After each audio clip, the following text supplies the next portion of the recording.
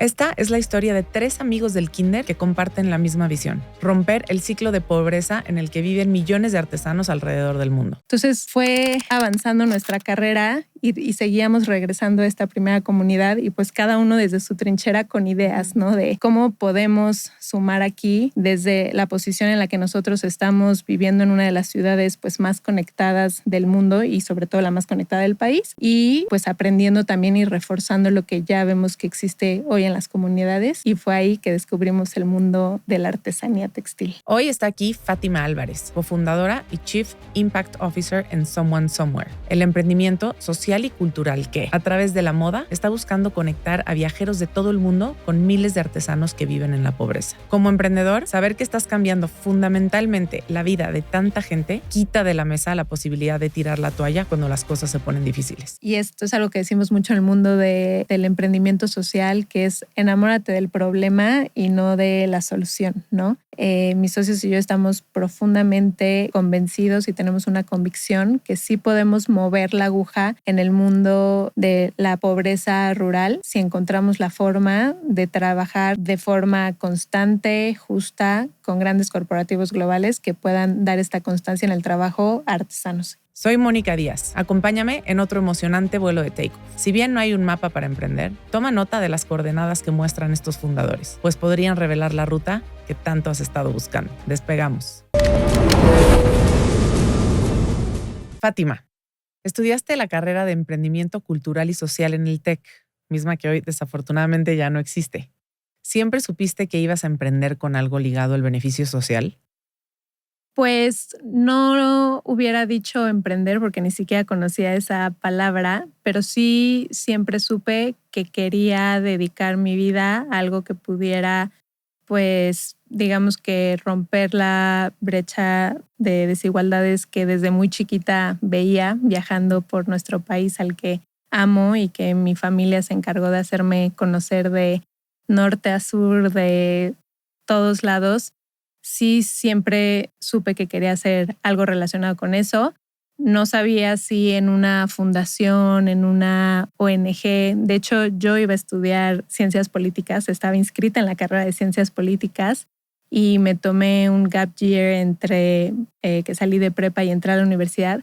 Y en ese año viviendo fuera, me di cuenta que ni tenía el carácter de una politóloga y que las transformaciones que me gustaría o que me hubiera gustado hacer en el país no eran precisamente desde un escritorio, desde el cabildeo, desde la política pública, sino que más bien quería ir como de lo particular a lo general, de poder vivir de cerca una problemática en la que creyera que podía incidir y de alguna manera, en ese momento no estaba claro cómo, pero de alguna manera poder pues llevar mayor bienestar a comunidades, sobre todo rurales, ¿no? Que era en donde pues pasaba mucho tiempo de mi juventud. Uh-huh.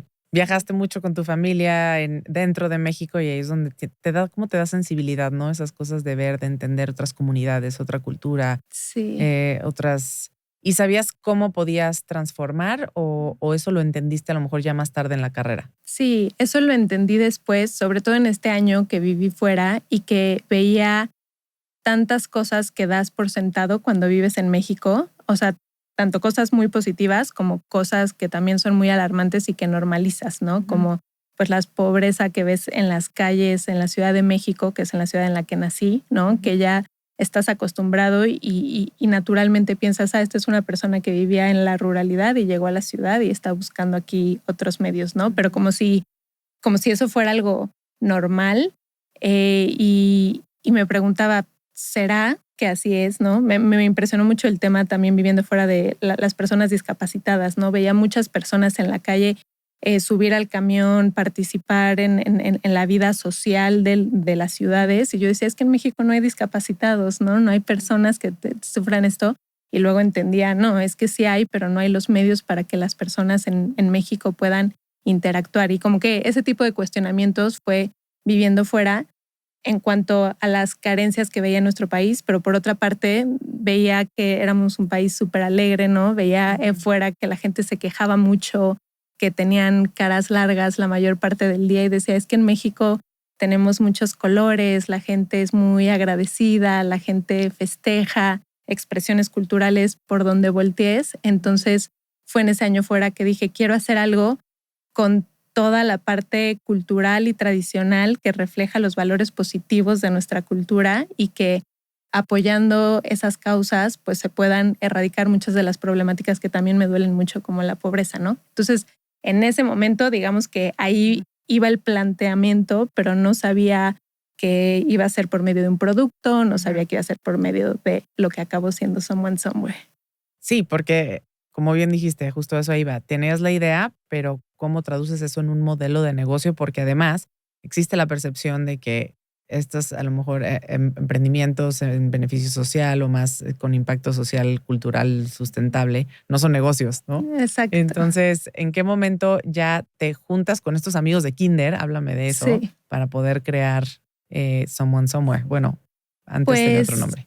Quique, Nuño y yo íbamos en el mismo kinder y siempre fuimos a la misma primaria, secundaria, bachillerato. Y cuando entramos a prepa, tuvimos la oportunidad de hacer viajes de voluntariado a comunidades indígenas en la Sierra Norte de Puebla.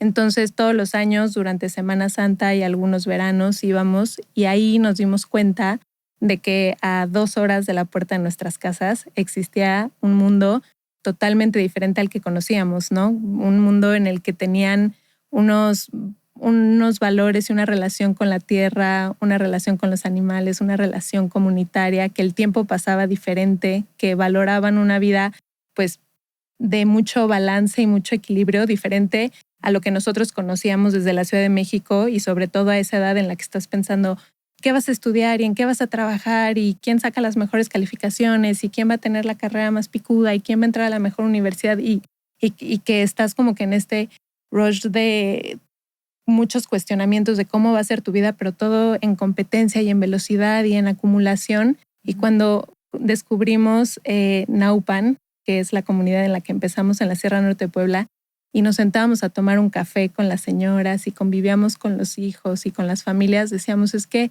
aquí la vida se vive diferente, ¿no? Y pasamos por estas etapas de primero mucha idealización de que vives algo tan diferente a lo tuyo que los tres dijimos, no, nos queremos ir a vivir a las montañas y queremos estar aquí toda la vida.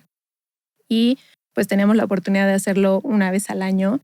Y ahí nos dimos cuenta también de que, pues sí, por una parte tienen valores increíbles y viven las tradiciones con un fervor espectacular y tal, pero al mismo tiempo viven muchísimas carencias también y muchas faltas de oportunidades y pues sí, muchas limitantes que nosotros ya en la ciudad no vivimos, ¿no? Entonces, como que ahí a los tres nos empezó a surgir el gusanito de algo más hay que hacer aquí que solo venir una semana o 2 semanas al año. Corte B, entramos a la universidad, los tres a la misma, pero en carreras diferentes. Yo estudié emprendimiento cultural y social, que es totalmente una visión como humanista, pero combinada con negocios, porque pues era en el TEC, ¿no? Y justo la idea de esta carrera era cómo atiendes problemáticas sociales o refuerzas los valores culturales de un país, pero por medio de modelos de negocio, haciéndolo rentable. Entonces llevábamos desde materias de historia del arte, pero contabilidad y finanzas y macroeconomía y todo esto. Y mis socios estudiaron uno ingeniería en desarrollo sustentable y el otro ingeniería industrial. Entonces fue avanzando nuestra carrera y seguíamos regresando a esta primera comunidad y pues cada uno desde su trinchera con ideas, ¿no? De cómo podemos sumar aquí desde la posición en la que nosotros estamos viviendo en una de las ciudades pues más conectadas del mundo y sobre todo la más conectada del país y pues aprendiendo también y reforzando lo que ya vemos que existe hoy en las comunidades y fue ahí que descubrimos el mundo de la artesanía textil. Y terminan ustedes la carrera, ya tenían un poquito más aterrizada la idea, ¿no? Va bajando de 10,000 pies a Sí. allá se va convirtiendo a lo mejor en Sí, un sí. producto, en un modelo de negocio. ¿Cómo empiezan? O sea, ¿cuál es el Sí. tenían algún otro trabajo los tres o deciden apostarle todo a este Pues emprendimiento? desde tercer semestre de la carrera, que nosotros seguíamos yendo en las vacaciones y cuando teníamos tiempo libre a las comunidades, empezamos a hacer los primeros prototipos. Aquí que uno de mis socios se le ocurrió de, bueno, ¿qué pasaría si nosotros traemos a la Ciudad de México los bordados que ya hacen las mujeres que conocemos y hacemos el típico mantelazo de compro una playera o compro una polo, compro una camisa y aquí conseguimos a un camisero que lo pegue, ¿no? Porque ninguno de los tres ni éramos diseñadores, ni somos diseñadores todavía hoy, ni teníamos idea de cómo funcionaba el mundo de la moda, ni la industria textil, ni nada, pero es como lo más básico y definitivamente no era una idea disruptiva, que a nadie se le hubiera ocurrido antes, pero era una idea que teníamos muy al alcance, ¿no? Conocemos a las mujeres que tienen este gran talento, ¿por qué no hacemos eso?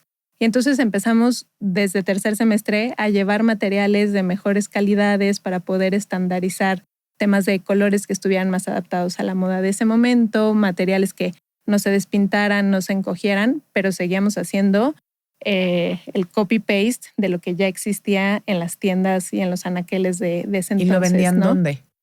Lo vendíamos en bazares, en ferias de la universidad, en la semana del emprendedor y en la semana de las culturas originarias. Y, o sea, íbamos a muchas universidades, incluso.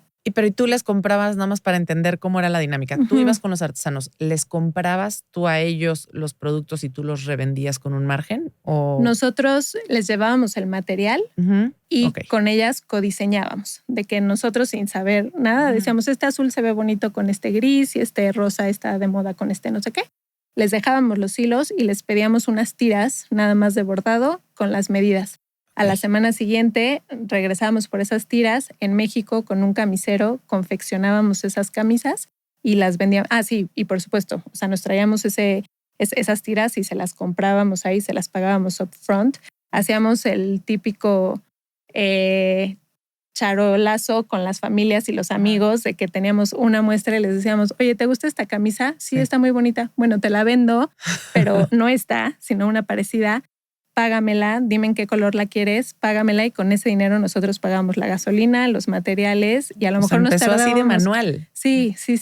O sea, y de hecho nos traíamos las cintas de las artesanas y en nuestra casa, o sea, las lavábamos para que tiraran el primer color y ahí estábamos Kike Nuño y yo lavando todas las tiras, las poníamos a secar para después llevarlas al maquilero y ya se las entregábamos a nuestros amigos y familia, profesores a quienes nos lo habían comprado a lo mejor un mes después.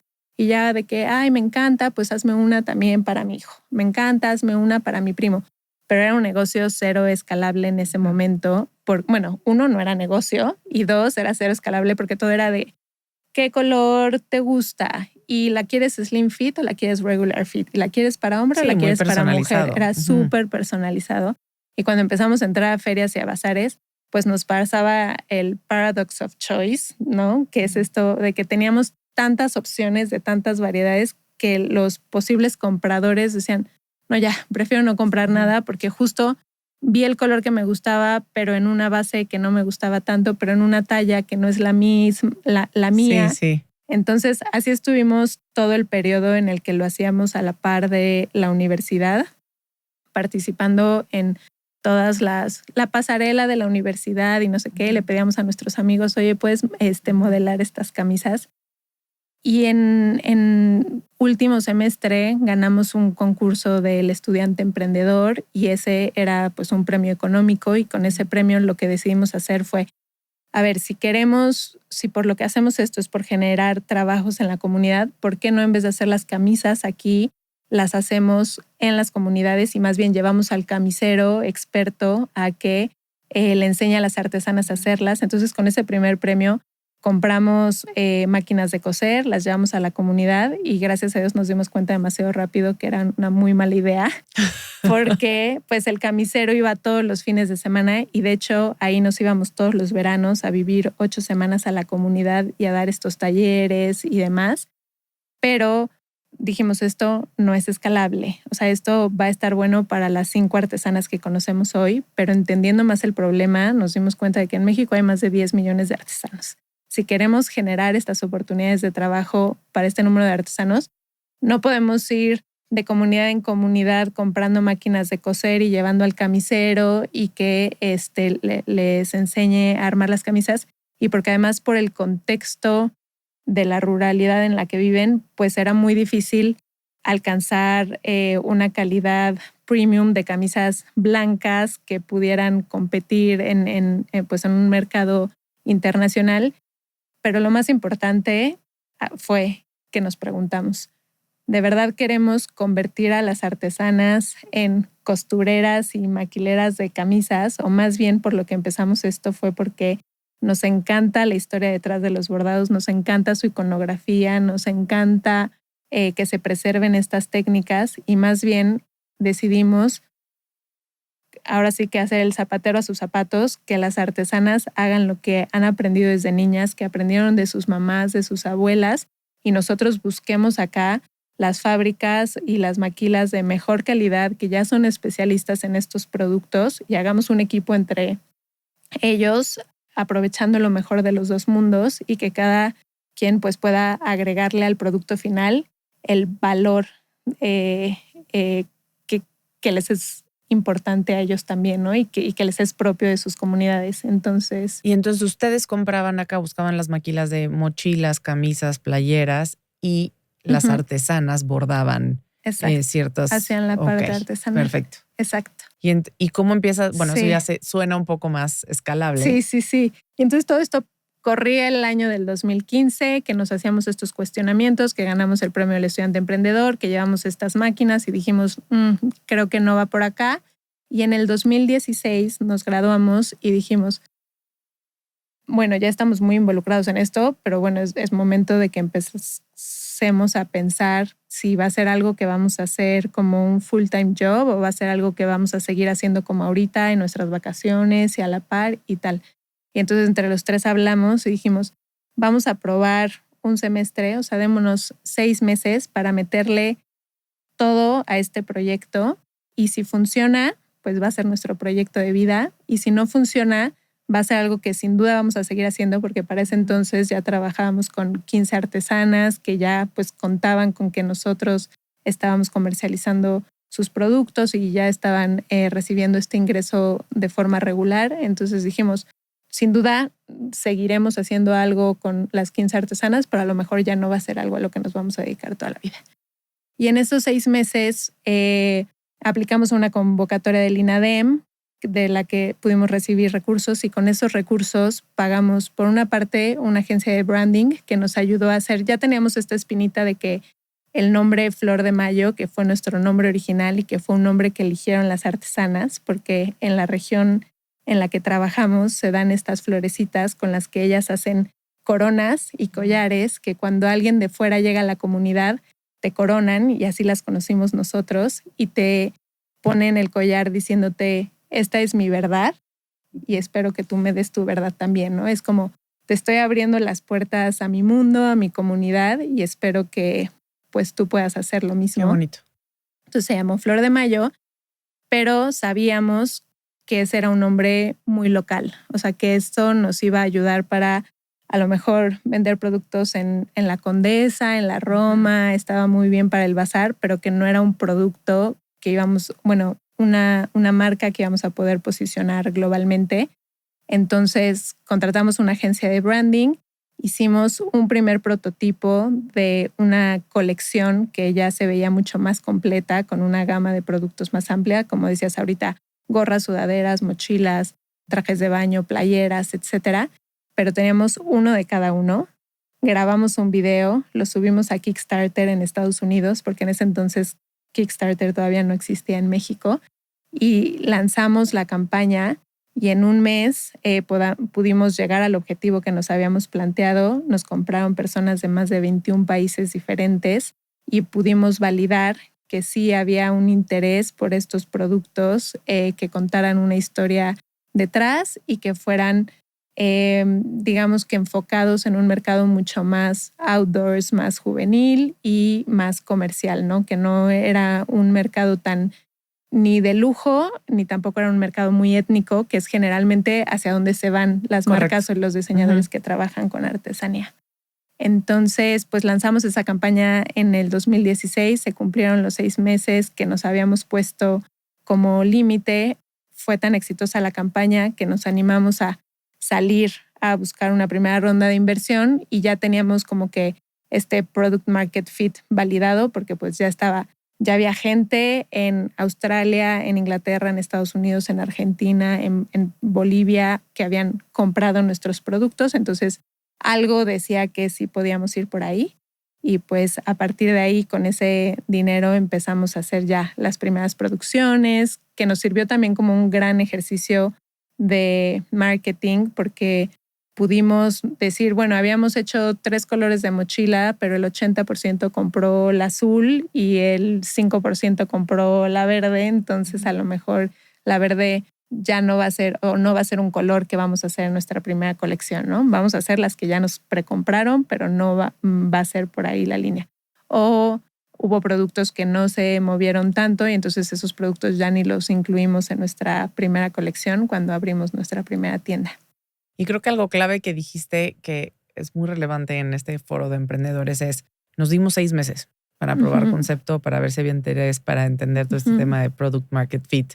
Sí. Y creo que es una clave bien importante cuando estás empezando un negocio, ponerte a ti mismo un límite de tiempo y un límite de inversión, porque si no, se te puede hacer un hoyo profundo y una bola de nieve en donde ya no sabes cómo parar. Es más, a veces ya no te puedes ni salir porque ya debes, porque ya. Entonces decir, Exacto. nos damos 6 meses y tenemos que probar esto, o sea, con un KPI.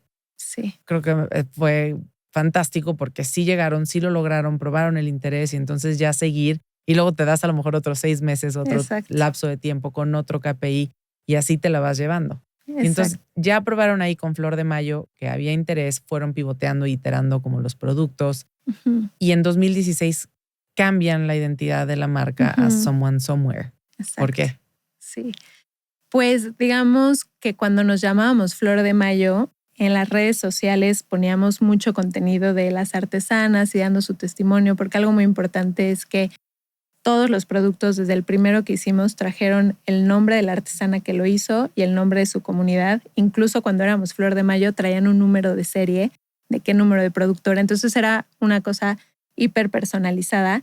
Y en redes sociales la gente nos aplaudía, compartía nuestro contenido, le gustaba, pero nadie compraba o muy poquitos compraban. Entonces decíamos, al final necesitamos para que esto funcione, que la gente lo valore, pero lo valore comprándolo, ¿no? Con dinero y no solo compartiendo.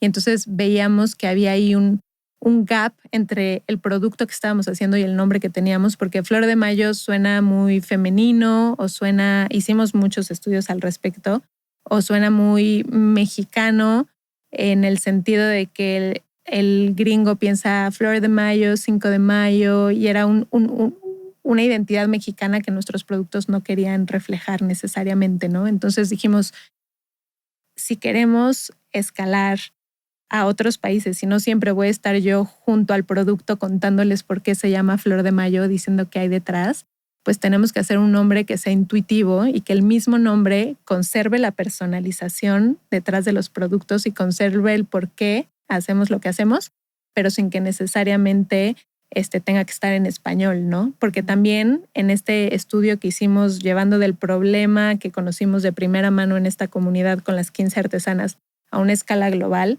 dijimos, en el mundo hay más de 300 millones de artesanos, más del 80% son mujeres y más del 90% viven en condiciones de pobreza y pobreza extrema.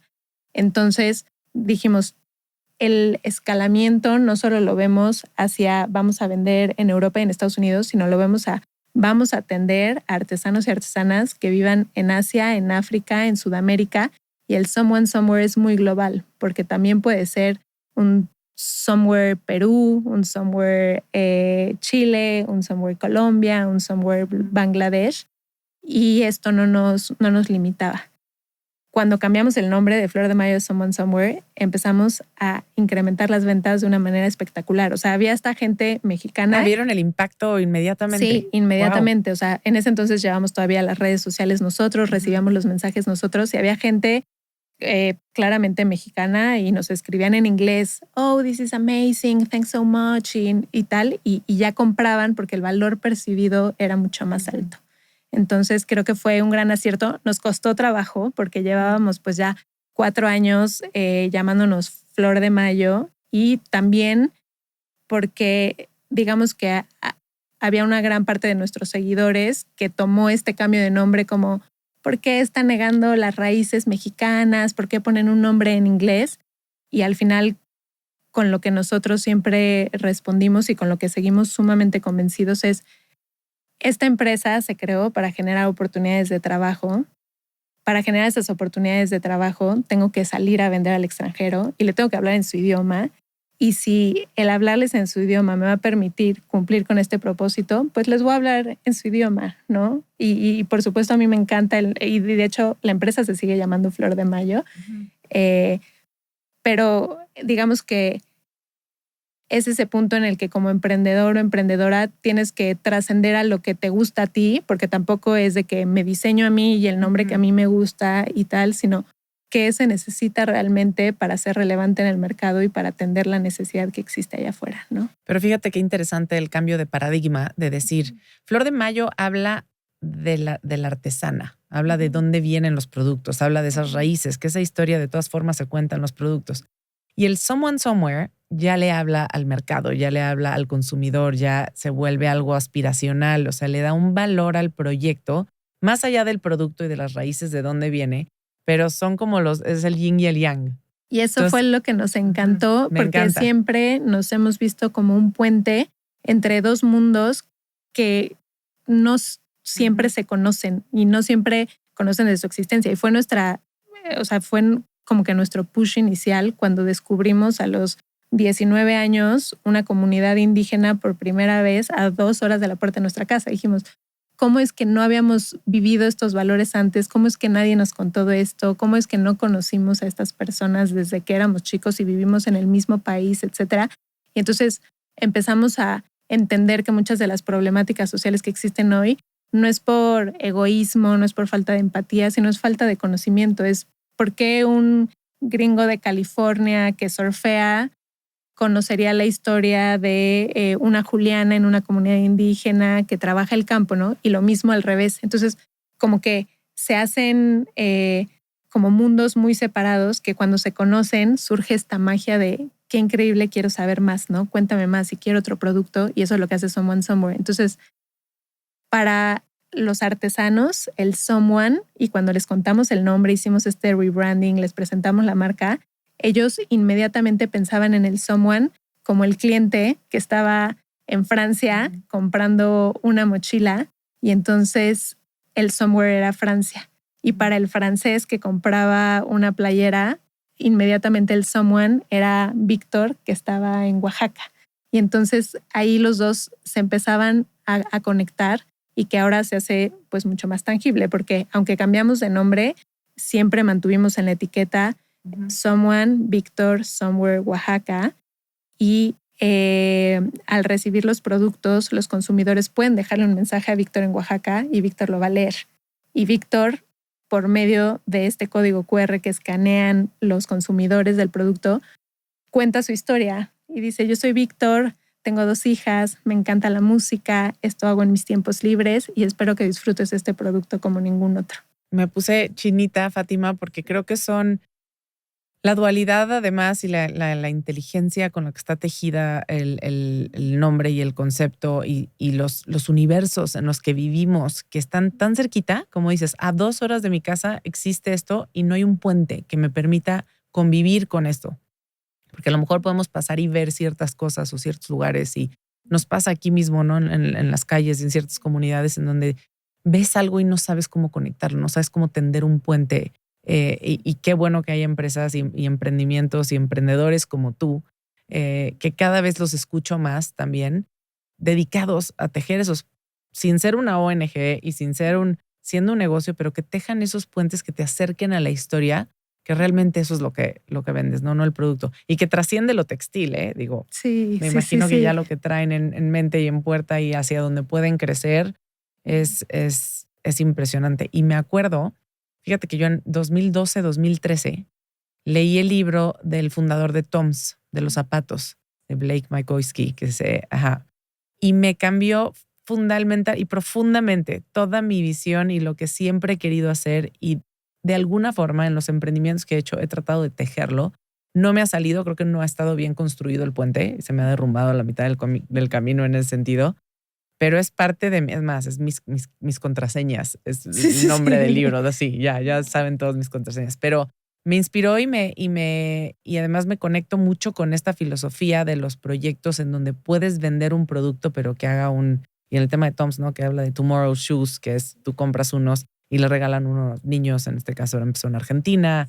Pero cuando tienes acceso, sobre todo, el privilegio de tener acceso a ver estos mundos y a poderlos conectar, creo que tenemos una responsabilidad con tender esos puentes. Se me hace muy mágico lo que lograron y poderle haber dado la vuelta, porque ahora incluso están colaborando con marcas globales como Lacoste, Giovanni, Apple, Adidas. Cuéntame un poco cómo han llegado a estas marcas tan globales, tan grandotas. Sí, pues creo que has seguido en esta línea de buscar ser estos puentes, ¿no? O sea, nosotros, y si me hubieras preguntado hace 10 años que iba a acabar viéndose así el trabajo que hacíamos con los artesanos, nunca se me hubiera pero ni ocurrido, ¿no? O sea, nosotros empezamos como una marca directo al consumidor con tiendas propias, con nuestro e-commerce en México y en Estados Unidos, y cuando llegó la pandemia, que tuvimos que cerrar muchas de estas tiendas, dijimos, no podemos dejar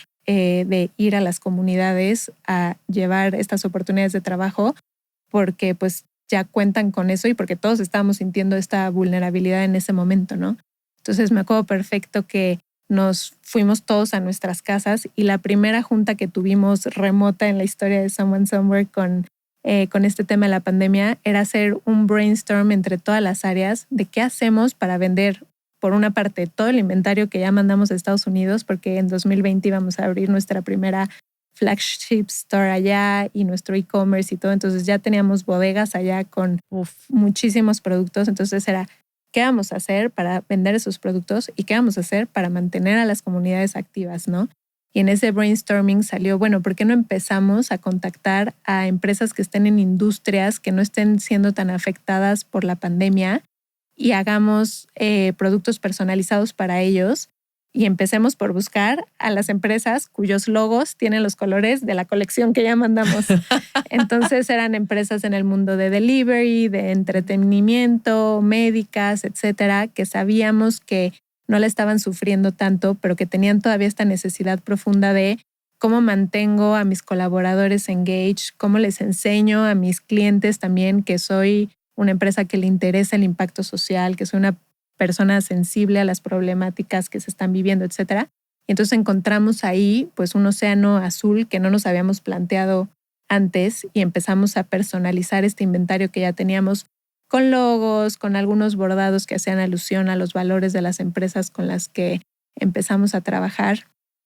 Y en un esfuerzo de PR que habíamos hecho en Estados Unidos, aparecimos en una revista de Travel and Leisure y un día le escribieron a Nuño, mi socio, por LinkedIn, una persona que trabajaba en Delta Airlines, en el equipo de Supply Chain, y le dijo, oye, acabo de ver este artículo de ustedes en Travel and Leisure y vi que hicieron este Essential Case, que está increíble. Pueden hacer like millions. Y Nuño así, o sea, nos mandó el screenshot por supuesto no habíamos hecho millions en ese entonces, íbamos en los miles y estábamos buscando cómo distribuirlos. Nuño, por supuesto que podemos hacer millions, todos los millions que quieras. Y entonces todo ese fue entre diciembre y enero, me acuerdo, diciembre de 2020, enero de 2021, fue con nuestro equipo de diseño y desarrollo de productos a hacer cientos de ejemplos de amenity kits que podíamos hacer para aerolíneas para demostrar cómo pues sí era escalable, era estandarizable el trabajo con artesanos, cómo se podían usar materiales sustentables, cómo podíamos no hacer productos en Asia, sino en México, que les quedaban mucho más cerca también, porque pues fue también toda esta crisis de los contenedores y cerrados los puertos y tal. Y fue la gran oportunidad en la que dijimos, si logramos conectarnos con estas cadenas de valor que ya están estables, que tienen volúmenes gigantes y sobre todo que nos pueden ayudar a dar esta constancia que es tan importante en las comunidades, porque lo que aprendimos después de 10 años en ese entonces de haber estado trabajando con artesanos era, no importa qué tanto más le pagues al artesano por pieza, si el artesano o la artesana no tienen la certeza de que el próximo mes les vas a volver a pagar o que en 2 meses van a seguir teniendo chamba, porque ellos no se animan con ese ingreso a hacer inversiones en cosas que realmente son transformacionales para su contexto, como la educación, como infraestructura, como salud, sino que es dinero que entra y sale, entra y sale. Entonces, cerramos esta alianza con Delta Airlines, que al día de hoy sigue activa después de más de 3 años y que nos permitió darnos cuenta que sí son ventas que evidentemente llevan mucho más tiempo de hacer, requiere de muchísimas más capacidades que no teníamos en ese entonces, pero que construimos. Y entonces empezamos a tocar las puertas de quiénes son los líderes de cada una de las industrias en donde creemos que nuestros productos pueden hacer un buen fit. Entonces, Delta Airlines es la primera aerolínea más grande del mundo. Entonces dijimos, aquí en aerolíneas ya estamos. Pero ahora busquemos el mundo de tecnología. Y entonces buscamos a Apple y estamos desarrollando unos cases para Apple. Dijimos, busquemos el mundo de los deportes. Y entonces por medio de una publicación en LinkedIn, porque LinkedIn se volvió nuestro principal canal de ventas, ¿no? Y si la gente nos sigue, habrán visto que bajamos mucho el volumen de publicaciones que hacemos en Instagram, bajamos mucho nuestras comunicaciones que teníamos en otras redes sociales y ahorita estamos a LinkedIn. Full LinkedIn. Y entonces Nuño en febrero o marzo de este año hizo con inteligencia artificial dentro de una serie que hemos estado haciendo que se llama What If, ¿no? En el que propone cosas retadoras para ciertas empresas de qué pasaría si una marca como Adidas hiciera el jersey de la selección mexicana intervenido por manos de artesanas de esta comunidad y hace todo el case study de erradicaría la pobreza en tanto número de personas, utilizaría tantos materiales reciclados, generaría tanto trabajo local, Y en esa publicación todo el mundo empieza a taguear a gente que conoce dentro de la empresa y entonces a las 2 horas ya tenía todo el equipo de Adidas tagueado y Para no hacer la historia larga, hicimos una colaboración con ellos para la Copa América de este verano en el que las artesanas de Naupan, esta primera comunidad en la que empezamos a trabajar, intervinieron los jerseys de la selección y fue una campaña que tuvo un alcance como no habíamos tenido antes. O sea, de hecho fue el reel más visto en el feed de Adidas en México, en la historia de Adidas, y un sentiment 99% positivo, porque se contó bien la historia, porque ellos le echaron muchísimas ganas con su equipo de PR y comunicación de venir a la comunidad, entender el trabajo detrás. Nosotros le echamos muchas ganas también para que esa producción saliera impecable, que el mensaje y el producto estuviera a la altura de una marca como Adidas. Y pues bueno, estamos trabajando en nuevas cosas con ellos, ¿no? Y así hemos ido tocando las puertas en bienes de consumo o con Chobani, por ejemplo, que es con una empresa con la que sentimos que estamos súper alineados en valores y que eso es clave también para las colaboraciones que hacemos, ¿no? Sabemos que no todas las empresas están listas o están ahí en querer transformar sus cadenas de valor o hacer las inversiones que lleva el integrar productos más sustentables o integrar el producto con un impacto social. Hay muchas que sí y hay muchas que están aprendiendo o intentando hacerlo, pero nuestra estrategia ha sido hay que tocar las puertas de quienes ya llevan como un track record de querer hacer las cosas diferentes. Y otro ejemplo de eso es IKEA, ¿no? IKEA lleva muchos años muy metido en el mundo de la sustentabilidad.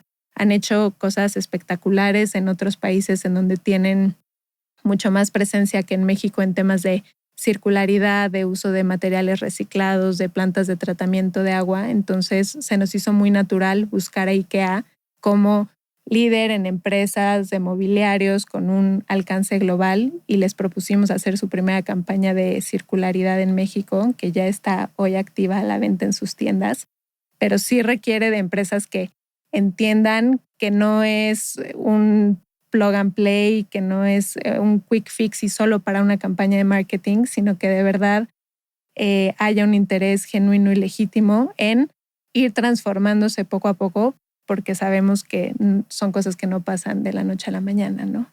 Hay 2 cosas con las que me quedo que de verdad me parece una genialidad lo que hicieron Fátima, sobre todo en la parte de marketing para atraer, o sea, marketing B2B. Te estoy hablando de ¿cuántos mails han mandado a marcas que no les han contestado? ¿No? O empresas. Sí. O sea, ahorita estamos hablando de los que sí, con los que sí se pudo dar algo, pero mandamos millones de correos a millones de potenciales clientes, empresas que no nos contestan. Si nos quedamos con eso, pues las cosas no se mueven. Lo que hicieron con la estrategia de LinkedIn creo que fue impresionante y bueno, fue una estrategia que vino desde AI de poderle poner en la cara los números de lo que se lograría con X iniciativa a tal grado que la gente empezó a decirle, oye, Adidas, ve y voltéalos a ver. Entonces, la creatividad que juega un papel en el tema de ventas, en el tema de cultura interna, en el tema de marketing, obviamente, hacia el consumidor. Pero sí, me dejaste de verdad que sin palabras con la creatividad y el ingenio que tuvieron para poder hacer que los voltearan a ver. Fíjate que en algún emprendimiento que tuve, que eran botanas, Costco no nos pelaba, no nos contestaba, nos volteaba a ver. Y me llamó la atención porque el segundo punto que es LinkedIn es una gran red para la parte comercial, para la parte de contactos, como mucho para B2B, de hacer alianzas estratégicas. Yo también me he encontrado con que es más, invitados del podcast, la mayoría, muchos los he contactado por ahí y es la red que más también me ha generado tráfico hacia el podcast, entonces me encanta. Pero hicimos la misma estrategia de decir Costco no nos pelaba, nos pelaba, nos pelaba. Entonces hicimos un video diciendo, oigan, ¿dónde venden sus productos? En todos lados menos en Costco. Y la gente empezó a taguear a Costco. Buenísima, hasta que ya nunca nos compraban, pero sí nos contestaron y sí tuvimos una reunión y todo. Entonces, la creatividad que requiere que la gente voltee a ver, porque también ponte del lado de las empresas, de los compradores, reciben millones de correos diarios. ¿Qué vas a hacer para llamar su atención, no? ¿Qué vamos a hacer para que te volteen a ver? Y en ese sentido, pues tienes datos y tienes cifras y tienes algo bien poderoso a tu lado y decir, esto no es un quick fix, esa es la otra. Buscar, o sea, algo que fundamentalmente en términos de pilares, de valores de marca, se construyan, porque va a haber que darle mucha amplificación y mucha comunicación y un sentido y de propósito juntos. Sí. Eso es bien importante de lo que de lo que me acabas de contar. Totalmente. Y la realidad es que las herramientas de inteligencia artificial, o sea, sí nos han ayudado mucho en esta estrategia a poder ampliar la mente de lo que se puede hacer con artesanía, porque muchas veces cuando le hablas a alguien de artesanías, o sea, su cabeza se va a un mercado, a un canastito, a algo súper étnico, súper folclórico, a un souvenir, y es difícil hacer el clic mental entre, oye, esto puede ser algo más minimalista, puede estar conectado con temas de tecnología, puede estar con una resistencia y calidad y unos atributos espectaculares. Y gracias a las herramientas de inteligencia artificial podemos enseñarles en un pantallazo cómo se podría ver. Y antes eso nos hubiera costado mucho tiempo y muchos recursos porque hubiéramos tenido que hacer la pieza, el prototipo, hubiéramos tenido que pasar mucho tiempo para tomarle una foto o incluso, aunque lo hubiéramos hecho en render o tal, requería de mucho tiempo. Y cuando vas a prospectar a 3,000 empresas, pues es difícil hacerles algo a la medida a cada una. Y con estas herramientas, pues sí nos ha ayudado muchísimo usarlo como para expandir la visión de, oye, Adidas, pues se podría hacer un jersey, así se podría ver. Y de verdad salió algo relativamente parecido a esa primera imagen que nada más buscaba provocar, ¿no? Y ya en la realidad se pudo convertir en algo así. Entonces, sin duda, tanto integrar herramientas de inteligencia artificial como LinkedIn, y que LinkedIn para nosotros, y va a parecer que esto es un anuncio pagado, pero para nada, no solo por la parte comercial, sino nuestro camino como emprendedores nos ha servido muchísimo para conectar con mentores, con personas que han estado haciendo cosas similares a lo que nosotros hacemos en otros países, en otras partes del mundo, para tener feedback de lo que estamos haciendo de personas de las que admiramos, que antes yo no me imagino en qué mundo hubiéramos podido tener acceso a ellos y a ellas. La verdad es que cuando nos invitan a dar pláticas a otros emprendedores, siempre les decimos, escríbanle a LinkedIn a la persona de la empresa que más admiren, escríbanles y díganles, soy un emprendedor, soy una emprendedora de México, tengo esta idea, ¿tú qué piensas? Se sorprenderían de ver el número de personas que contestan. O sea, sí es muy impresionante. Cuando le dices a alguien, admiro tu trabajo, Correcto. admiro específicamente esto que lograste con esto. Si me pudieras dar un consejo hoy que estoy en esta etapa, ¿cuál sería? Y muchísima gente te pone una llamada, te mandan los libros que leyeron, incluso te abren oportunidades, te presentan gente. O sea, sí es una herramienta súper poderosa que como emprendedores debemos de explotar mucho más. Otro gran consejo, muchachos, este episodio está lleno de mucha sabiduría y de muchos tips de emprendimiento, porque sí es la creatividad que tiene. No hay una fórmula para hacer las cosas, no es mandar un correo y ya, no es contactar, es lo que le dices por LinkedIn, es saber a quién le estás hablando, por qué lo estás buscando. Me acordé ahorita, yo trabajé en editorial durante muchos años al inicio de mi carrera. Empecé trabajando en Condé Nast como editora de Glamour y luego viví un tiempo fuera y estaba en Nueva York y yo iba a regresar como editora de Cosmopolitan. Y entonces dije, voy a escribirle a la editora en jefe de Cosmopolitan, que en ese entonces era Joanna Coles. Y entonces Google, ¿cuáles son las configuraciones de los correos de la gente que trabaja en Condé Nast en Estados Unidos? Bueno, en Hearst. Bueno, pues te lo da. Y entonces me aviento un long shot de decir, bueno, pues la primera letra de su nombre con su apellido, con el Hearst.com.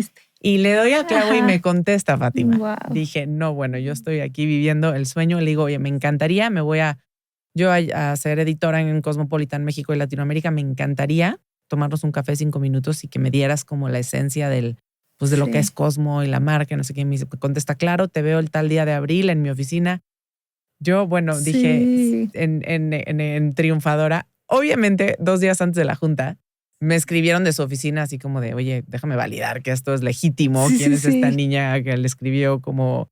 Sí, out of the blue, ¿quién le dio su mail? ¿Quién? Y obviamente cuadraron todo, era de Editorial Televisa acá y me dijeron, ¿por qué escribiste así tú directo? Vente para acá y no te saltes las... y ya nunca pude verla, los desafortunadamente. protocolos. No pude verla, es una buena... Pero me escribió, me contestó y estaba dispuesta a tomarse un café conmigo. Wow. Que ese es el mensaje. Muchas veces nos quedamos con el no por no salir a buscar el sí. Entonces me acordé de esa anécdota y creo que es un poco lo que dices, ¿no? Es el no ya lo tenemos en todo. Claro. ¿Qué pasa si lo intentas, si buscas, si marcas, si vas y te paras en la oficina, si escribes una letra, si buscas por LinkedIn? Exacto. Y me imagino que así ustedes han hecho y han crecido, porque además han inventado un modelo de negocio de cierta forma sobre la marcha que también ha iterado muchísimo. Sí, entonces, totalmente. Poderse apoyar de otro tipo de perfiles, de mentores, de otra comunidad que los vaya guiando, me parece que ha jugado un papel clave en su crecimiento. Sí, totalmente. Y por eso te decía ahorita que si hace 10 años me hubieras preguntado que hoy estaríamos en este punto, pero ni se me hubiera ocurrido. O sea, ni hubiéramos hablado de what if, ni inteligencia artificial, ni conectar con Apple de esta forma o de la otra. Creo que, y esto es algo que decimos mucho en el mundo del emprendimiento social, que es enamórate del problema y no de la solución, ¿no? Mis socios y yo estamos profundamente convencidos y tenemos una convicción que sí podemos mover la aguja en el mundo de la pobreza rural si encontramos la forma de trabajar de forma constante, justa, con grandes corporativos globales que puedan dar esta constancia en el trabajo a artesanos. Y hacia allá va nuestra tesis y lo hemos podido comprobar en las comunidades en las que trabajamos hoy. Pero cuando piensas que la artesanía es la segunda fuente de empleo en el mundo en desarrollo, después de la agricultura, y esto es porque los hombres se van al campo, trabajan en la ganadería y en la agricultura, y las mujeres muchas veces se quedan en casa, y eso no significa que se quedan pasándola en grande y descansando, sino se quedan, además de con todas las labores del hogar, trabajan con lo que conocen, con lo que saben. Muchas veces son mujeres que no han podido acceder a una educación formal, pero sí han aprendido desde niñas a trabajar con sus manos y hacer piezas espectaculares. Entonces si ese trabajo que ya se hace hoy y ese know-how que ya existe lo conectamos con las necesidades globales que hay hoy también de un consumo más responsable, de una historia detrás de los productos, sí podemos romper estos ciclos de pobreza, y sobre todo porque está comprobadísimo que las mujeres invierten más del 90% de sus ingresos en sus familias, en sus hijos y en las generaciones que vienen. Entonces nosotros creemos que podemos frenar los flujos migratorios y que estas personas que vemos en las ciudades que tienen que emigrar hacia acá en busca de mejores oportunidades y que no siempre las encuentran, que puedan permanecer en sus comunidades, en el campo, en lo que valoran, que las familias se mantengan unidas y que eso no tenga que ser sinónimo de vivir en una vida de carencias, ¿no? Que sea una vida plena y que lleguen a ese buen vivir en el balance. Entonces, teniéndose en el centro, hemos probado 1,000,000 de cosas. En la era de lo digital fue 100%, somos una digital native brand y nuestro e-commerce y luego marketplaces y luego nuestras tiendas propias y luego concept stores y ahorita acabamos de entrar a Liverpool también en wholesale, que es algo nuevo que estamos probando. O sea, como que no estamos cerrados a nada, sí hemos sido muy enfocados en cuanto a nuestras formas de producción y porque eso es lo que está en el centro de nuestro modelo de impacto social, ¿no? Y algo que creo que es muy bonito de Someone Somewhere es que desde que diseñamos este modelo de negocio, dijimos, ¿cómo podemos hacer para que no importa qué inversionista venga, no importa qué dilema tengamos enfrente, el impacto social siempre esté en el centro de lo que hacemos? Y todo el modelo se diseñó así porque el 100% de nuestros productos tienen integrados el trabajo artesanal. Entonces, no hay forma de disociar el que podamos vender más sin generar ese beneficio social, porque vender más significa llevar más oportunidades de trabajo a los artesanos, que son los que le dan pues el valor principal al producto. Y poco a poco fuimos integrando materiales sustentables, métodos preferibles de producción, estos programas de circularidad, pero ha sido siempre en torno a cómo creamos un producto con un alto valor social y ambiental.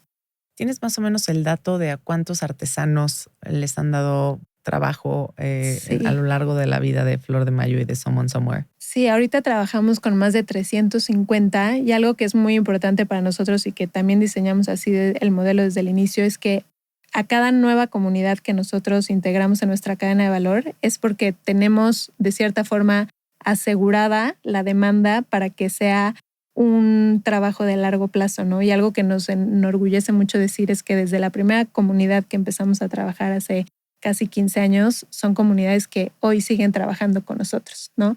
No hemos entrado a una comunidad, desarrollado una colección, luego primavera, verano ya me voy a otra, justo por este tema de la constancia. O sea, al vivir nosotros en estas comunidades entendimos que realmente para que esto tenga un impacto positivo y que no salgan 1000 problemáticas colaterales después, es la constancia y el construir esta relación de muy largo plazo. Y porque a nosotros nos pasaba, cuando llegábamos a nuevas comunidades, no éramos los primeros que habíamos llegado con una oportunidad de trabajo que sonaba interesante, ¿no? No éramos los primeros que habíamos dicho, ay, vamos a hacer productos más adaptados a la moda contemporánea.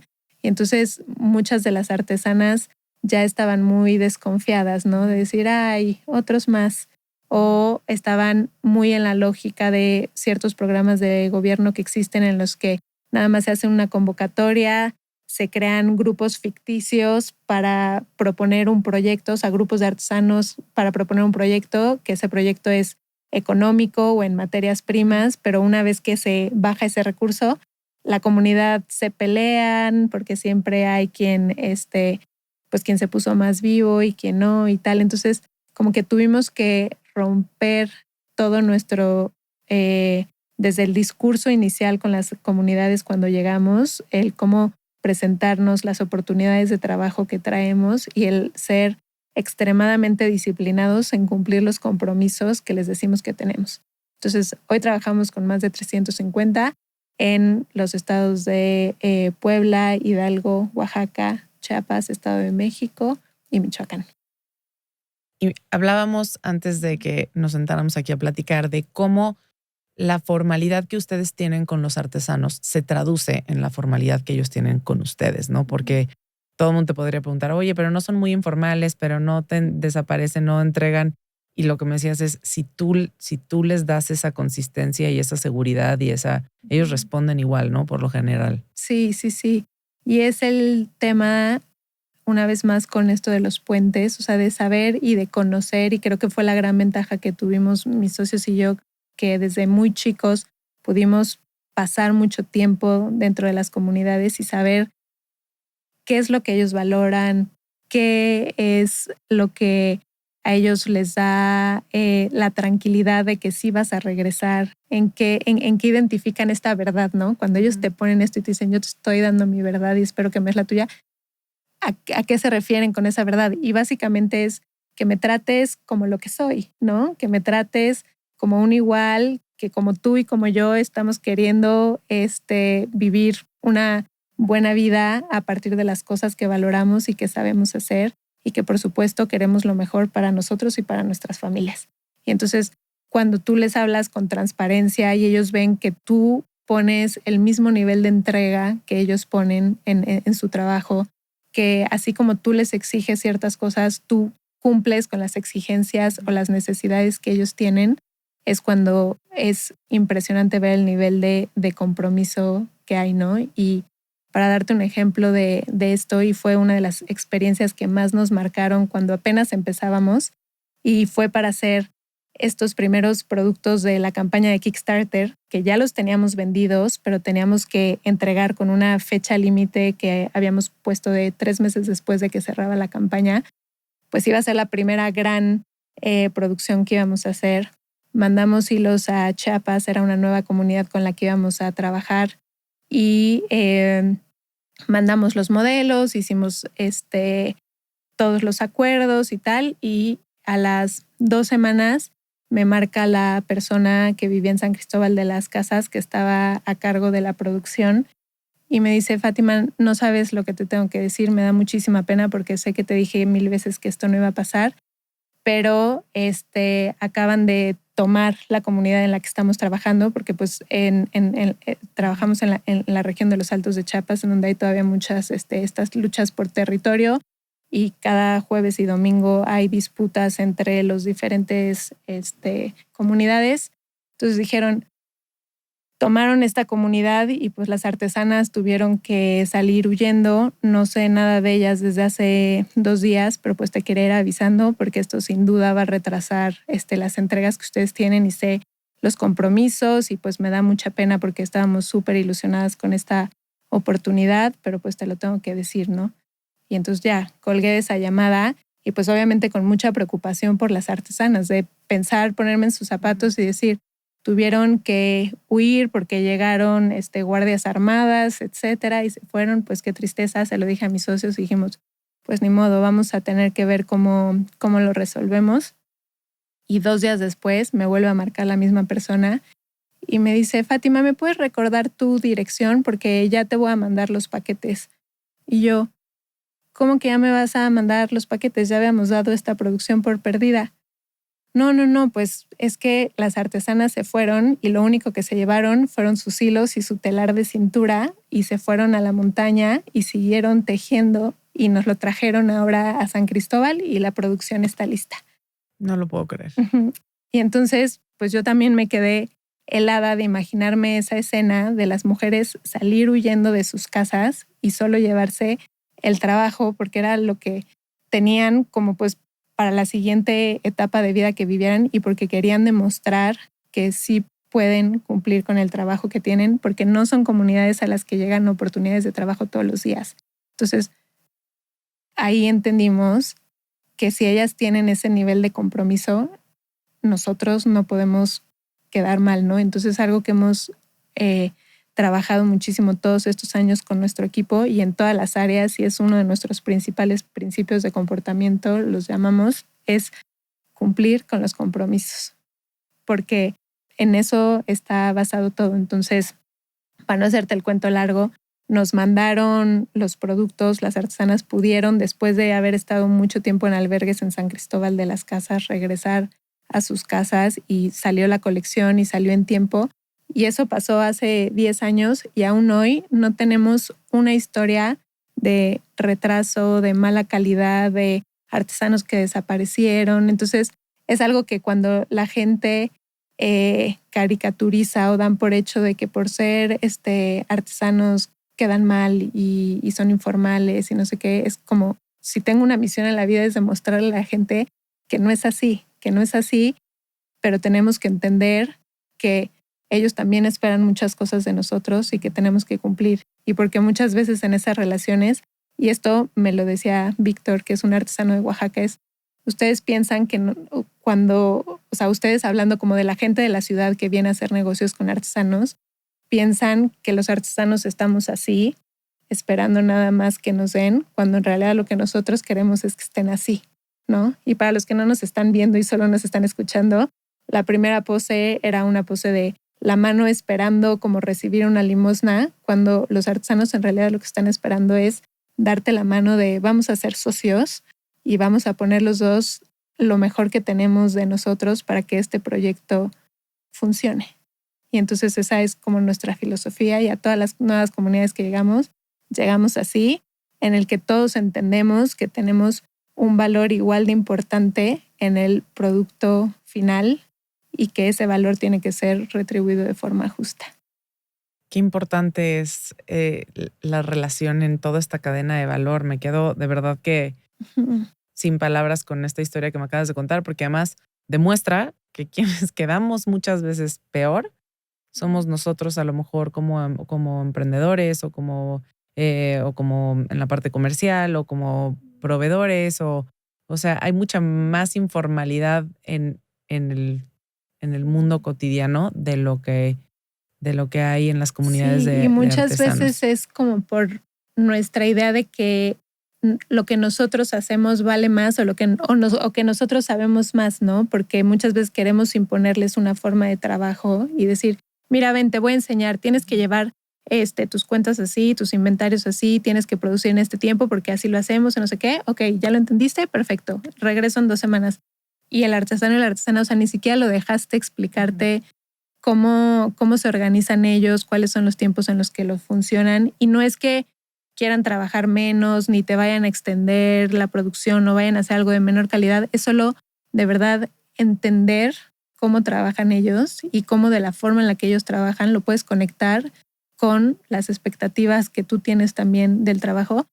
Y el 99% de las veces, y yo les aseguro a cualquier persona que quiera trabajar o que trabaje con artesanos y artesanas, que escuchando las ideas que ellos tienen de cómo gestionar su producción, de cómo armar un producto, de cómo deshacer, el 99% de las veces tomarían esa idea antes de la que ustedes propusieron. Y lo digo con esa certeza porque eso me pasa a mí. Y obviamente no digo esto porque lo supe y lo estudié, sino lo digo porque en mi experiencia me he equivocado infinitas veces pensando que yo tengo una mejor forma de organizar o gestionar el trabajo de grupos, y que cuando hablo con las líderes o los líderes de los grupos de artesanos, o sea, se me cae la baba de escuchar cómo lo hacen ellos, y ya son pues aprendizajes que vamos integrando, y entonces ya la segunda vez lo haces mejor y la tercera vez lo haces mejor, ¿no? Y esta lección o aprendizaje creo que tiene muchas capas porque aplica para todo. También es así a veces como papás con los hijos, a veces hay que escucharlos más, a veces con la gente con la que trabajas como líderes, hay que escuchar más a tu gente. Es un tema de circularidad, que lo dijiste bien, en todos los sentidos. Y de verdad que me quedo helada con varias de las cosas que me cuentas, porque no te das cuenta cuántas veces a lo mejor eres condescendiente o traes tus ideas y debe de ser así, las creencias, y colaborar, realmente co-crear un proyecto con alguien, hablando de socios, hablando de la gente que trabaja contigo y para ti, hablando de los colaboradores, de los artesanos en este caso, de todos los consumidores, la gente de las tiendas. O sea, si lográramos como un poquito ponernos todos a la misma altura y vernos ojo a ojo, y yo valorar lo que tú haces y tú valorar lo que... Creo que estaríamos hablando en todas las industrias de otra cosa. Totalmente. Entonces, toda mi admiración, toda ella, te la doy aquí. Respeto por lo que están haciendo, porque además, qué difícil tirar la toalla cuando emprender se pone cabrón, y lo voy a decir así, cuando sabes que estás cambiando vidas como lo estás haciendo. Que tienes hoy por hoy una comunidad de 350 que empezó con 10 y empezó con 5 y que vas para millones que dependen del trabajo y de la consistencia que tú haces. Entonces tú pasas a un segundo plano cuando dices, yo no sé cómo le tengan que hacer, pero eso no se trata de mí, Claro. se trata de algo mucho más grande, que es de verdad mis respetos, Fátima, a ti, a tus socios, Gracias. a Someone Somewhere.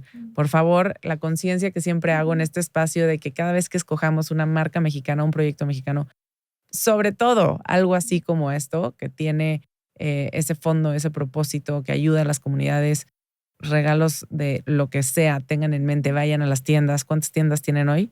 Ahorita solo tenemos 2 abiertas en la Ciudad de México, que es en el Centro Comercial Santa Fe y en La Condesa, y tenemos una en Puerto Escondido y en Sayulita. Y la página, ¿no? Y la página. La sí, página. Sí. Eso. El Contáctenos e-commerce. por LinkedIn también. Y Liverpool también. Liverpool Exacto. también. Piénselo, Sí. yo creo que es esa parte. De repente no tenemos en el top of mind, digamos. Sí. El otro día escuché que alguien dijo, es que no hay que estar en el top of mind, hay que estar en el top of heart. Sí. Y dije, qué buena frase, porque aquí en las emociones del consumidor es donde quieres estar cuando piensen en comprar algo, pues que sepan qué es lo que los mueve, ¿no? Más allá del producto. Sí. Entonces, felicidades, gracias por este espacio. No sabes cómo te agradezco el tiempo. Estoy segura que esta conversación va a cambiar y a transformar a muchísimas personas que nos escuchan, que están en el camino de emprender. Así que gracias, Fátima. Gracias a ti por el espacio y feliz de compartir esta historia contigo. Gracias.